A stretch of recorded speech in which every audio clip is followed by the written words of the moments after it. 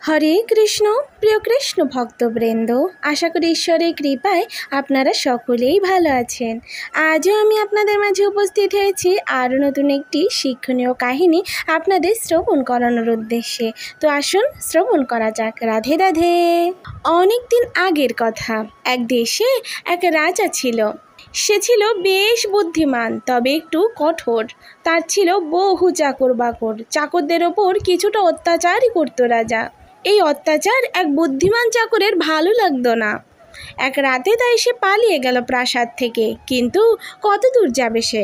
প্রাসাদের চারদিকেই তো প্রহরীরা পাহারা দেয় রাত দিন। রাজার সিপাহীদের হাতে যাতে ধরা না পড়ে সে কারণে ওই চাকর নিরাপদ একটা জায়গায় গিয়ে লুকালো। অল্প সময়ের মধ্যেই রাজার কানে খবরটা চলে গেল। রাজা ভীষণ ক্ষেপে গেল এই খবরটা শুনে। তিনি আদেশ দিল সিপাহীদের একটা দল যেন ওই চাকরকে খুঁজে বের করে তার সামনে হাজির করে। রাজার প্রধানমন্ত্রী আগে থেকেই এই চাকরটাকে সহ্য করতে পারতো না। ব্যক্তিগত শত্রুতা ছিল তার সাথে। তাই পলাতক চাকরকে খুঁজে বের করার জন্য যাদের উপর দায়িত্ব পড়ল তাদের পরিচালনা বা নিয়ন্ত্রণ ভার মন্ত্রী নিজের হাতে নিল। শহরের চার কোণে চারজন কমান্ডারকে পাঠালো কিছু সিপাহী সহ। বলে দিল কোনোভাবেই যেন চাকর পালাতে না পারে।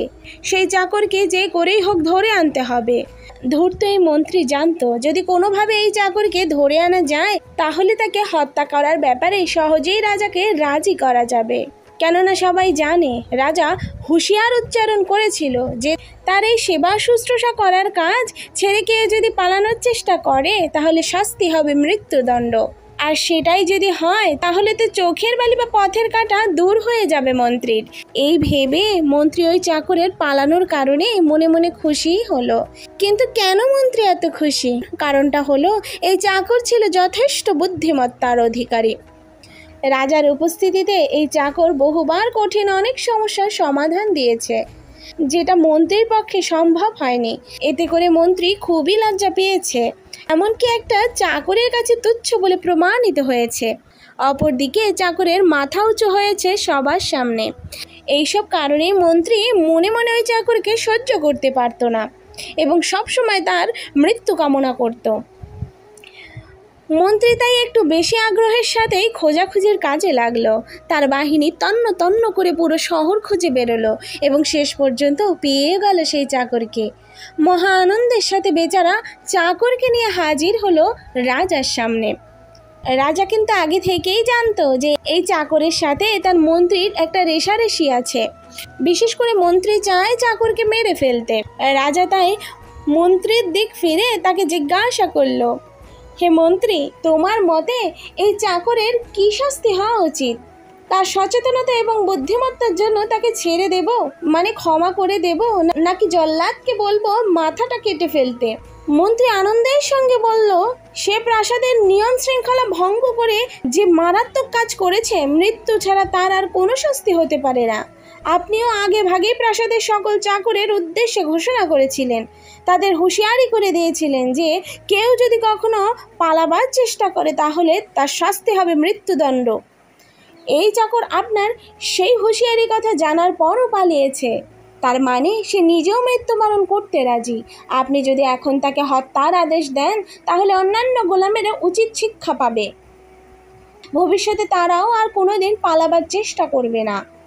রাজা কিন্তু এই বুদ্ধিমান এবং সচেতন গোলামকে মন থেকেই মারতে চাইছিলেন না, কিন্তু মন্ত্রীর পরামর্শ শুনে এখন জল্লাদের দিকে তাকিয়ে হত্যার ইঙ্গিত দিল। রাজা আসলে চাচ্ছিল মৃত্যুর ইশারা দেওয়ার পর চাকরের প্রতিক্রিয়া কী হয় সেটা দেখতে। চাকর মৃত্যুর ফরমান শুনে তাচ্ছিল্যের সাথে হেসে উঠল। তারপর বুদ্ধদীপ্ত দৃষ্টিতে তাকালো মন্ত্রীর দিকে। এরপর একটু সামনে এগিয়ে গিয়ে রাজামশাইকে বলল, হে মহারাজ, আমি আপনার অনেক নুন খেয়েছি, তাই আমি চাই না খামোকা আমাকে হত্যার দায়ভার আপনার গর্দানে চাপুক। আর পরকালে আপনাকে যখন ভগবান জিজ্ঞাসা করবে কেন একজন নির্দোষ চাকরকে হত্যা করেছিলেন, এই হত্যার কারণে ভগবান আপনাকে শাস্তি দিক, সেটা আমি কামনা করি না। এ কথা শুনে রাজা অবাক হয়ে জিজ্ঞাসা করলেন, তার মানে তুমি নির্দোষ? চাকর বলল, হ্যাঁ, অবশ্যই আমি নির্দোষ, এতে সন্দেহের কোনো অবকাশ নেই।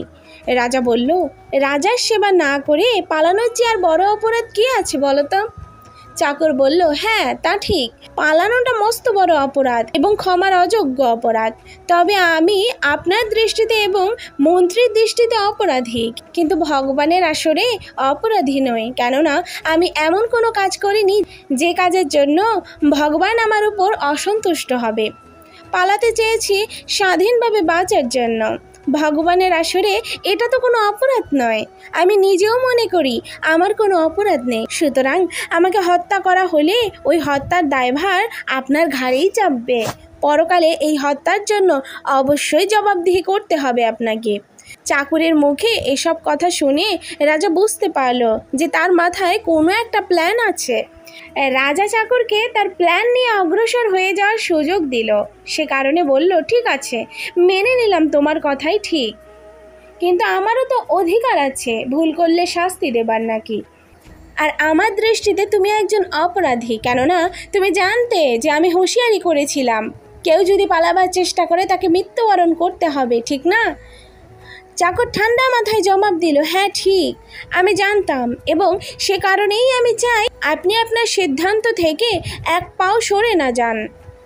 এটা আপনার অধিকার, তবে আমাকে হত্যা করার পিছনে একটা যৌক্তিক এবং সুস্পষ্ট কারণ দাঁড় করানো উচিত, যে কারণটা ভগবানের সামনে পেশ করে বলতে পারেন এই কারণেই তাকে হত্যা করেছি এবং তাতে ভগবান সন্তুষ্ট হবে। রাজা অবাক হয়ে জিজ্ঞাসা করলো, যৌক্তিক কারণ? তোমার দৃষ্টিতে এমন কি যৌক্তিক কারণ দাঁড় করানো যায় যে কারণে তোমাকেও হত্যা করা যাবে, আবার হত্যার দায়ভারও আমার ঘাড়ে চাপবে না? চাকর বলল, এটা এমন কোনো কঠিন ব্যাপার না, আবার উপরে এর দায়িত্ব ছেড়ে দিন রাজামশাই। আমি চিন্তা ভাবনা করে এর সপক্ষে যৌক্তিক কারণ খুঁজে বের করব। এমন যুক্তি দেব যার উপরে আর কোনো যুক্তিই হতে পারে না। এমন যুক্তি খুঁজে বের করব যে যুক্তি দিয়ে সবাই আমাকে হত্যা করা যথার্থ বলে মনে করবে। রাজা বিরক্তির ভাব দেখিয়ে বলল, এত পেঁচানোর দরকার নেই, তাড়াতাড়ি বলো কোন যুক্তিতে তোমাকে হত্যা করে বৈধ বলে গণ্য হতে পারে। চাকর বলল, হে মহারাজ, জ্ঞানী রাজা, আপনি আমাকে আপনার ওই মন্ত্রীকে হত্যা করার অনুমতি দিন। মন্ত্রীকে হত্যা করবে? কিন্তু কেন? মন্ত্রী বিরক্ত হয়ে চাকরের দিকে তাকালো এবং রেগে মেগে নিজের ঠোঁট কামড়াতে শুরু করলো। চাকর বলল, আমি আপনার মন্ত্রীকে মেরে ফেললে আমি হত্যাকারী বা খুনি হিসেবে সাব্যস্ত হব, ফলে আমাকে হত্যা করা আপনার অধিকারে পরিণত হবে। মন্ত্রীকে হত্যার বদলা হিসেবে আমাকে হত্যা করবেন আপনি। মহারাজ হেসেই দিল এবং মন্ত্রীকে জিজ্ঞাসা করলো, তুমি কোনটা ভালো মনে করো মন্ত্রী? মন্ত্রী লজ্জায় মাথা নিচু করে রইল। তারপর বলল, আমাকে আরও বড় কোনো বিপদে ফেলার আগেই এই চাকরকে আপনি ছেড়ে দিন। আসলে দোষটা আমারই, আমি শত্রুতা করেছি তার সাথে। আমি সেই মহান মনীষীর কথা রাখিনি যে শত্রুর দিকে তীর ছুঁড়ে মারলে নিজেকে শত্রুর তীরের মুখেই ঠেলে দিতে হয়।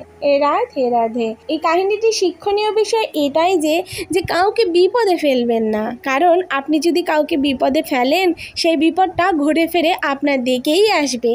তাই সহানুভূতির সাথে সবাই মিলেমিশে থাকুন। রাধে রাধে। গোপলীলা কাহিনী এই চ্যানেলটির উদ্দেশ্য হলো আপনাদের হৃদয় কৃষ্ণ প্রেম ও ভক্তি জাগ্রত করা। আমাদের যে কোনো রকম ভুল ত্রুটি ক্ষমা সুন্দর দৃষ্টিতে দেখবেন এবং এরকম আরও নিত্য নতুন কাহিনী শ্রবণ করার উদ্দেশ্যে আমাদের চ্যানেলটিকে সাবস্ক্রাইব করে আমাদের পাশে থাকবেন। রাধে রাধে।